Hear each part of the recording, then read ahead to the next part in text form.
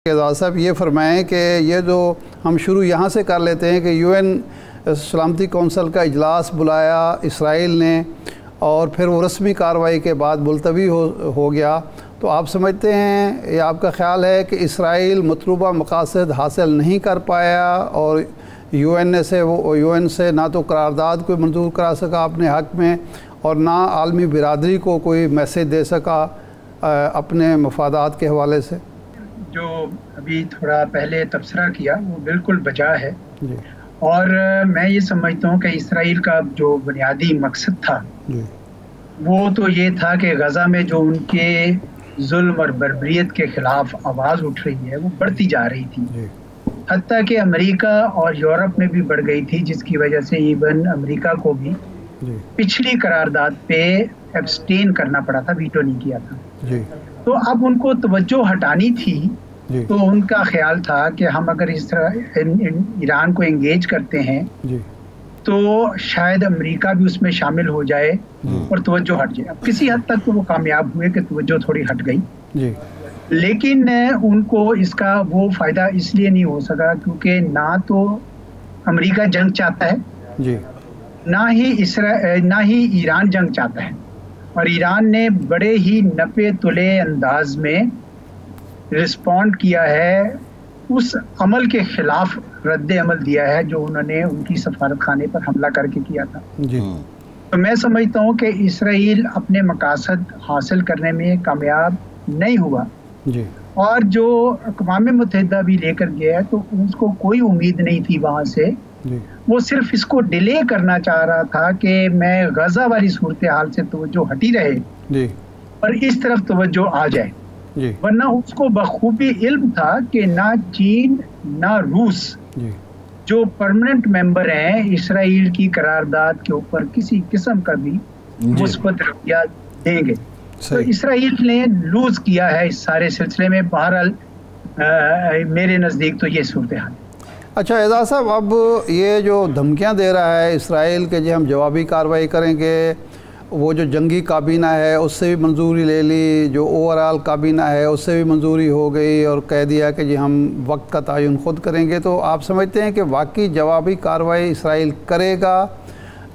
Biden की हिमायत तो उसको हासिल नहीं है इस हवाले से जो पब्लिकली जो स्टांस है अमेरिका का, या फिर बयानबाजी तक महदूद रहेगा, ये मामला यहीं ख़त्म हो गया जैसा ईरान समझ रहा है? देखिए, इसराइल की ये ख्वाहिश तो रही है बड़े अरसे से कि हम किसी तरीके से ईरान को नुकसान पहुंचाएं, और उसके लिए आपको पता है कि वो कोवर्ट अंदाज में, खुफिया अंदाज में ईरान के न्यूक्लियर प्रोग्राम के, उनके साइंटिस्ट को, उनके कन्वेंशनल कैपेबिलिटीज़ पे, उनके एक्सपर्ट्स को जिक पहुंचाने की कोशिश करता रहा है। ईरान से अगर कोई वेपन जा रहा हो सीरिया या लेबनान तो उधर भी उन्होंने अपने पूरे, लेकिन ये पहली बार है कि उन्होंने एक भरपूर अंदाज में एंगेज करने की कोशिश की ईरान को, लेकिन ईरान उनके इस चाल में, इस निर्गे में नहीं आया। और अब वो पहले तो उन्होंने ये दावा किया कि हमने सारे मिसाइल मार गिराए, तासुर ये देना था कि हम इतने ताकतवर हैं कि हमारा तो बाल भी बीका नहीं हुआ। बाद में उनको ख्याल आया कि इसके बाद तो फिर हमारे पास जवाब ही नहीं रहता जवाब देने का, तो फिर ये कुछ तस्वीरें उन्होंने अपने बेस की दी कि यहाँ पे वो अटैक हुआ है। तो मकसद कहने का ये है कि इसराइल के अंदर एक बड़ी कंफ्यूजन पैदा हो गई है, क्योंकि गजा की सूरत हाल के हवाले से भी वहाँ दाखिली लिहाज से बहुत मसाइल बढ़ गए थे, और अब ये इन्होंने जो नया महाज खोला है इस पे भी कोई खातिर खा फायदा नहीं हुआ। तो इस वजह से इसराइल जो है ना, मेरे ख्याल में करेगा तो सही कोई ना कोई कार्रवाई, ये तो नहीं हो सकता कि ना करे, लेकिन वो उस स्केल की नहीं होगी जिस स्केल की जिससे जंग फैल सके। सही। अच्छा, सदर पुतिन ने जो स्टेटमेंट दी है, क्या उन्होंने मौके का फ़ायदा उठाया है या ये कोई प्लानिंग या सोच मौजूद है कि अब दुनिया इस तरफ जाएगी और एक फरीक ये पुतिन रूस, चीन, यमन, शुमाली कोरिया, ईरान होंगे और दूसरी तरफ अमेरिका और यूरोप होगा? जी देखिए, दुनिया जिस तरीके से बट रही है, कल मैंने आर्टिकल लिखा था वर्ल्ड ऑफ 2035 का, यानी 10 साल बाद दुनिया कैसी दिखेगी, और डाउन में छपा था, और उसमें मेरी भी यही राय थी और मैंने उसमें लिखा हुआ था कि जो ब्रॉड अलाइनमेंट है वो तो यही है कि अमेरिका और यूरोप और इसराइल और ऑस्ट्रेलिया, ये एक अलाइनमेंट है। दूसरी तरफ रूस है, चीन है और ईरान है, और कुछ मुल्क ऐसे हैं जो बीच में स्ट्रेटेजिक ऑटोनॉमी रखना चाहते हैं। इंडिया है, टर्की है, इवन पाकिस्तान है। तो दुनिया तो उस तरफ जा रही है, इसमें कोई शक नहीं है। और सदर पुतिन ने मेरा ख्याल उसी का हवाला दिया कि हालांकि ये आपको पता, रूस और चीन की आपस में बड़ी लड़ाई होती थी एक समय, और इनकी बिल्कुल आपस में इख्तलाफात थे, लेकिन चूंकि अमेरिका और यूरोप ने रूस के खिलाफ एक इक्का बना लिया, तो उसके बाद से रूस आहिस्ता आहिस्ता मशरिक की तरफ, एशिया की तरफ झुकाव उसका बढ़ता चला गया है। तो ये दुनिया वाकई अब दो हिस्सों में तब्दील हो रही है।